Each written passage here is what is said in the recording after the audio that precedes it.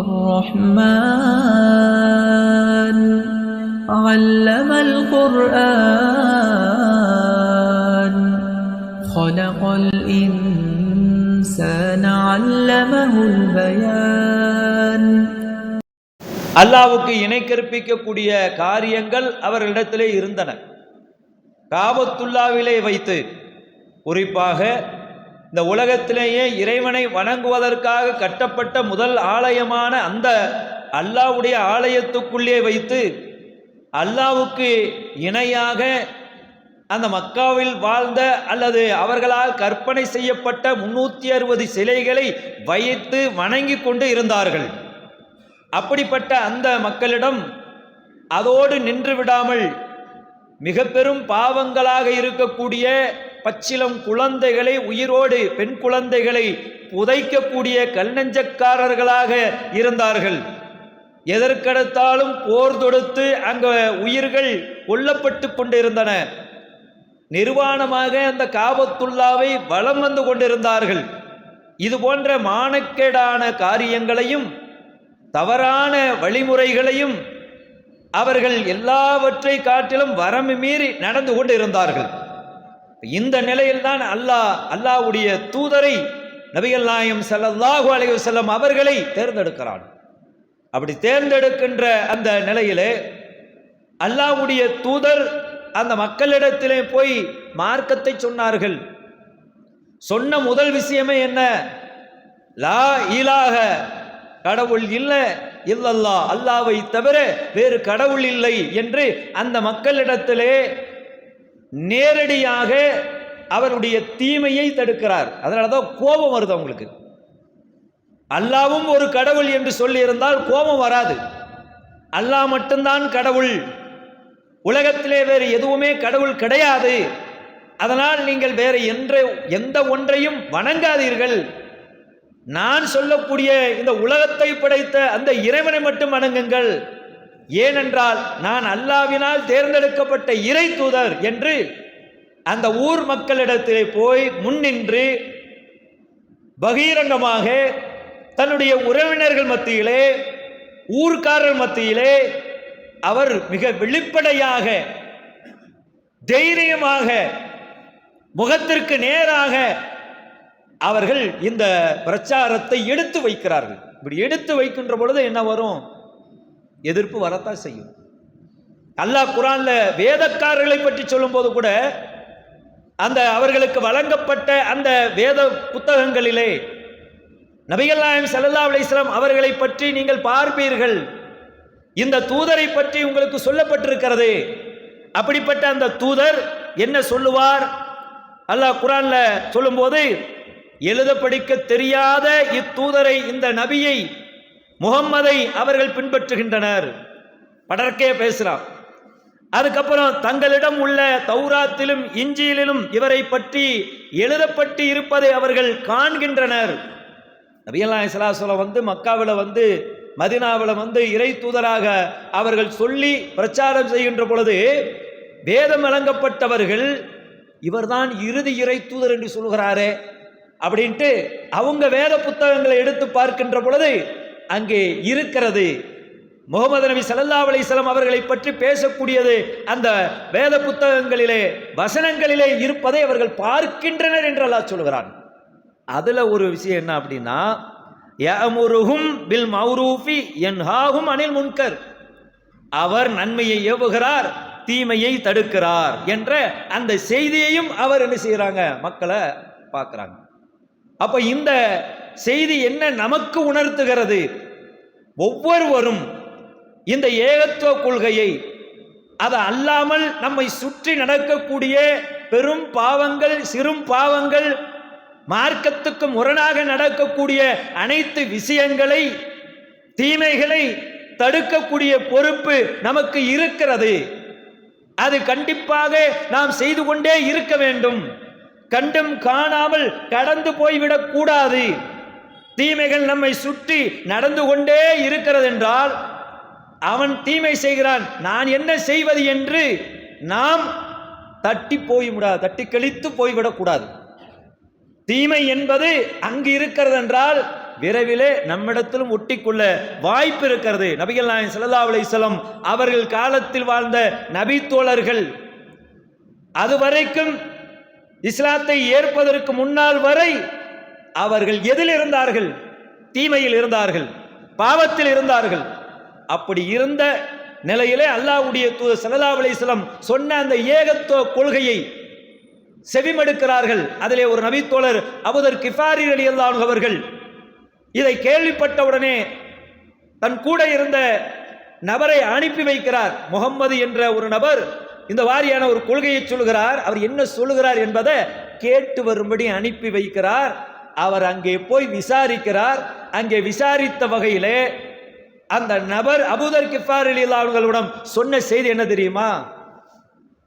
அவர் நன்மையை ஏவுகிறார், மக்களிடத்தில் இருக்கக்கூடிய தீமைகளை தடுத்து கொண்டிருக்கிறார். இதுதான் நான் அங்கிருந்து தெரிந்து கொண்டது அப்படிங்கிற அந்த விஷயத்தை சொல்றாங்க. பாத்தீங்களா, அல்லாஹ்வுடைய தூதர் ஆரம்ப காலகட்டத்திலேயே தன்னை சுற்றி இருக்கக்கூடிய தீமைகளை தடுக்கக்கூடியவராக இருந்திருக்கிறார். கடும் எதிர்ப்பு இருக்கிறது. எந்த நேரத்திலும் எதிரிகளால் அவருடைய சூழ்ச்சியால் கொல்லப்படலாம், நெருக்கடிக்கு ஆளாக்கப்படலாம், அல்லது ஏதாவது வகையிலே ஒரு பாதிப்புக்கு உள்ளாக்கப்படலாம். இந்த நிலையிலும் கூட அல்லாஹ்வுடைய தூதர் தீமையை தடுத்து கொண்டே இருந்திருக்கிறார். மக்களிடத்தில் இந்த அழைப்பு பணி செய்து கொண்டே இருக்கிறார். அவர்களிடத்தில் இருக்கக்கூடிய பெரும் பாவங்கள் எதெல்லாம் அதை பகிரங்கமாக சொல்லி இதை செய்யாதீர்கள், இதை செய்யாதீர்கள் என்று மீண்டும் மீண்டும் பிரச்சாரத்தை கொண்டு போயிருக்கிறார். அப்ப அந்த நபி தோழர் கிட்ட இதை சொல்றாங்க.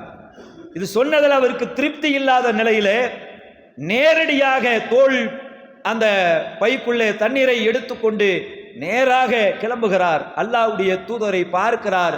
அந்த பார்த்து கலிமா சொல்லி இஸ்லாத்தை ஏற்கிறார் என்ற நீண்ட செய்தி. அதிலே நாம் தெரிந்து கொள்ளக்கூடிய முக்கிய விஷயம் என்ன? அல்லாஹ்வுடைய தூதர் இந்த ஏகத்துவ பிரச்சாரத்தின் இறை தூதராக தேர்ந்தெடுத்த உடனே அவர்கள் தீமையை தடுத்து கொண்டே இருந்தார்கள். தீமையை தடுக்கவில்லை என்றால் என்ன ஆகும்? தீமையை தடுத்து கொண்டே இருக்கக்கூடியதான் ஒவ்வொரு முஸ்லிமுடைய கடமையாக இருக்கிறது. அல்லாஹ் குர்ஆன்ல நிறைய வசனங்களை சொல்றான். வல் மூமினூன வல் மூமினாத்தி பஅதுகும் அவுலியாஉ பஅத். நம்பிக்கை கொண்ட ஆண்களும் நம்பிக்கை கொண்ட பெண்களும் ஒருவருக்கொருவர் சகோதரர்கள். எல்லாரும் ஆண்கள் அவங்க சகோதரர்கள், நம்பிக்கை கொண்ட பெண்கள் ஒருவருக்கொருவர் சகோதரர்கள். ஒருத்தருக்கு ஒருத்தர் பார்க்கும்போது அல் முஸ்லிமோ அகுல் முஸ்லிம், ஒரு முஸ்லிம் இன்னொரு முஸ்லிமுக்கு சகோதரன். அப்படி சகோதரர்களாக இருக்கக்கூடிய அவர்களில் ஒரு சாரார் பாவம் செய்கிறான், தீமை செய்கிறாங்க, வழி மாறி போறான், இணை கற்பிக்கிறான், தாயத்து கட்டுறான், தகடு மாட்டி விடுறாங்க, பாவமான காரியம் பக்கம் போறான், போதைக்கு அடிமையாகிறான் போன்ற மார்க்கத்துக்கு முரணான ஹராமான காரியம் பக்கம் போய்கொண்டிருக்கக்கூடிய தீமை உன்னுடைய சகோதரனிடத்திலே இருக்கிறது. அப்பொழுது நீங்கள் பார்க்கிறீர்கள். அப்படி பார்க்கின்ற பொழுது இதெல்லாம் தீமை செய்து கொண்டே இருக்கிறானே, இவரை என்ன செய்வது? அல்லாஹ் குர்ஆன்ல அதை தான் சொல்றான். நீங்க எல்லாம் சகோதரர்கள். அப்படி இருக்கக்கூடிய நீங்க என்ன செய்வீங்க? யஅமுருன பில் மஅரூஃப் யன்ஹவுன அனில் முன்கர். நன்மையை ஏவுவார்கள், தீமையை தடுப்பார்கள். நம்மிடத்தில் இருக்க வேண்டிய முக்கியமான பண்புகளில் ஒன்றாக எதுவென்றால், நம் கூட இருக்கக்கூடியவன் தவறில் இருக்கிறான் என்றால், பாவத்தில் இருக்கிறான் என்றால் அதை பார்த்து கடந்து போய்விடக்கூடாது. அவனு பின்னால் போய் அந்த தீமையை சுட்டி காட்டி, இது தீமை, இது பாவம், இது வரம்பு மீறுதல், இது மறுமையில உன்னை நரகத்தில் கொண்டு போய் சேர்த்து விடும் என்று அந்த தீமையை தடுக்க வேண்டும் என்று சொல்கிறான். அதே போல மற்றொரு வசனத்திலே அல்லாஹ் சொல்லும்போது, யுமினூன பில்லாஹி வல் யௌமில் ஆகிர் வ யஅமுருன பில் மஅரூஃப் வ யன்ஹவுன அனில் முன்கர். அல்லாஹ்வையும் இறுதி நாளையும் அவர்கள் நம்புகின்றனர். நாம் எல்லாம் அல்லாஹ்வையும் இறுதி நாளையும் நம்புகிறோம். அப்படி யாரெல்லாம் அல்லாஹ்வையும் மறுமை நாளையும் நம்புகிறார்களோ அவர்களிடத்தில் இருக்கக்கூடிய பண்பு என்ன தெரியுமா? நன்மையை ஏவுவார்கள், தீமையை தடுப்பார்கள். அந்த நன்மையை ஏவி தீமையை தடுக்கக்கூடிய அந்த பண்பு நம்மிடத்தில் தொடர்ந்து இருக்க வேண்டும். இல்லைன்னா என்ன ஆகும்? மிகப்பெரிய பாதிப்பு உண்டாகும். அல்லாஹ்வுடைய தூதர் ஒரு குழந்தை பிள்ளைக்கு, பச்சிளம் குழந்தை இருக்கும் இல்லையா, சிறுவராக இருக்கக்கூடிய பிள்ளைகள், அந்த குழந்தைகளுக்கு எப்படி சொல்லி தருவோம்? கதை மாதிரி சொல்லுவோம் இல்லையா, அந்த மாதிரி அல்லாஹ்வுடைய தூதர் நபித்தோழர்களுக்கு ஒரு உதாரணம் காட்டி ஒரு செய்தியை சொல்றாங்க. என்ன சொல்றாங்க? கப்பலில் பயணித்துக் கொண்டிருக்கின்றனர்.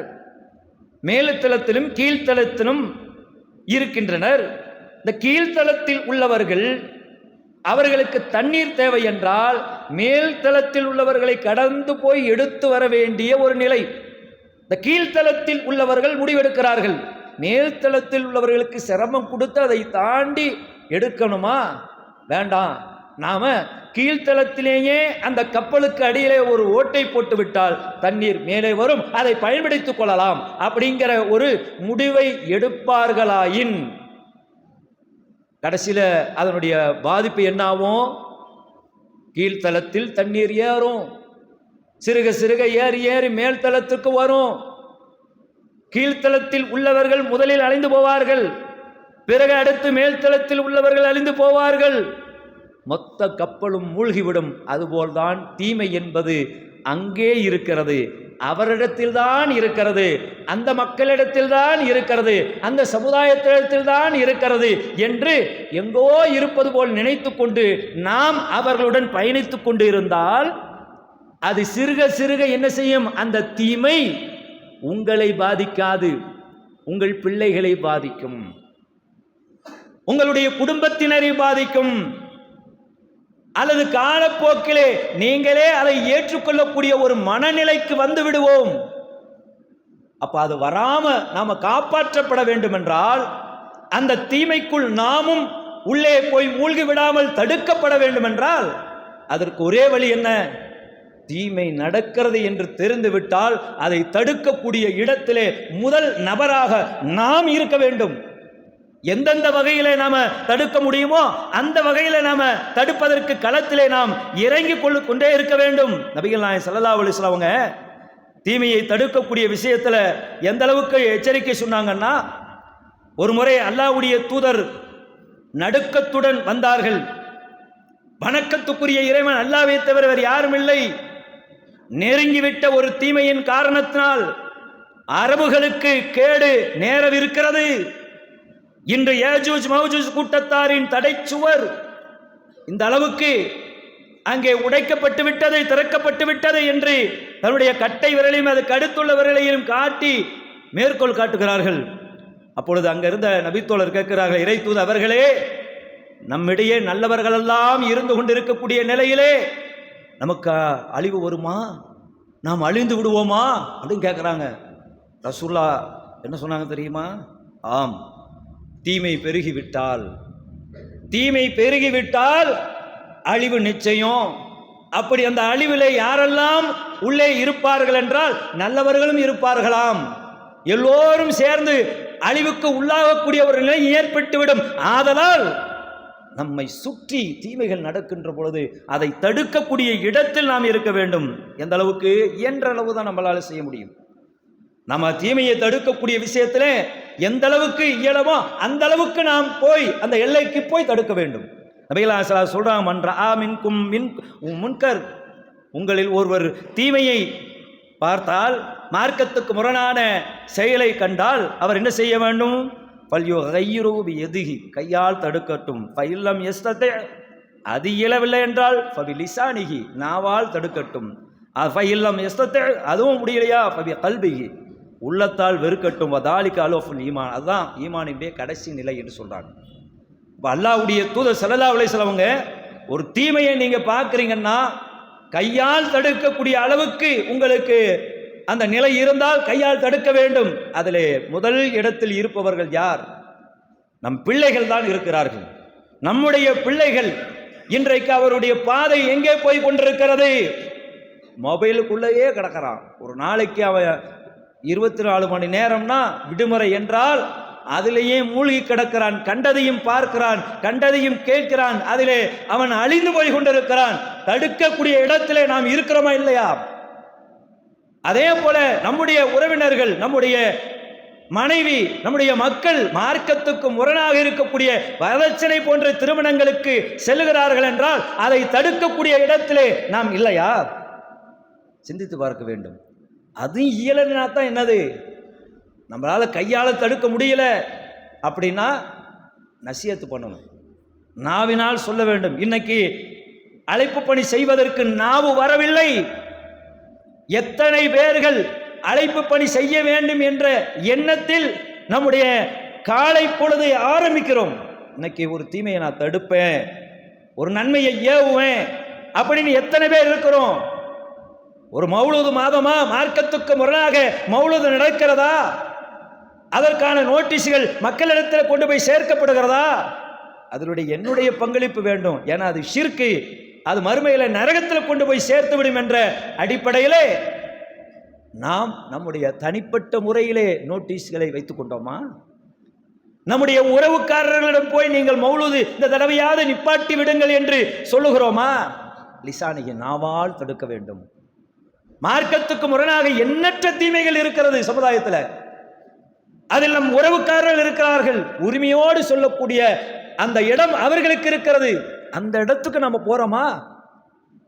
அதற்கான பேச்சே நம்மகிட்ட வரமாட்டேங்குது. ஆனா அது தடுக்கலன்னு என்ன ஆகும்? அந்த தீமைகள் பெருகி கொண்டே போகும்.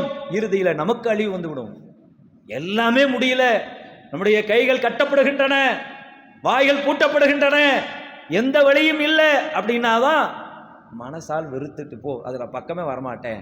அது பலகீனம், ஈமான்ல இறுதி நிலை அப்படிங்கிறாங்க. தீமையை தடுப்பது ஒவ்வொரு முஸ்லிம் மீது கடமையாக இருக்கிறது.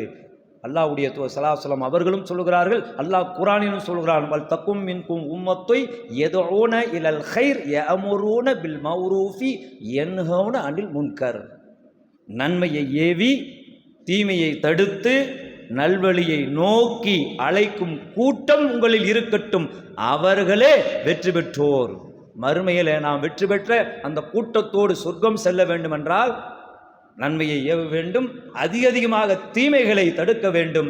அப்படி தீமையை தடுக்கும் சமுதாயமாக அல்லாஹ் நம் எல்லோருக்கும் அருள் புரிவானாக என்று சொல்லி முதல் உரையை நிறைவு செய்கிறேன்.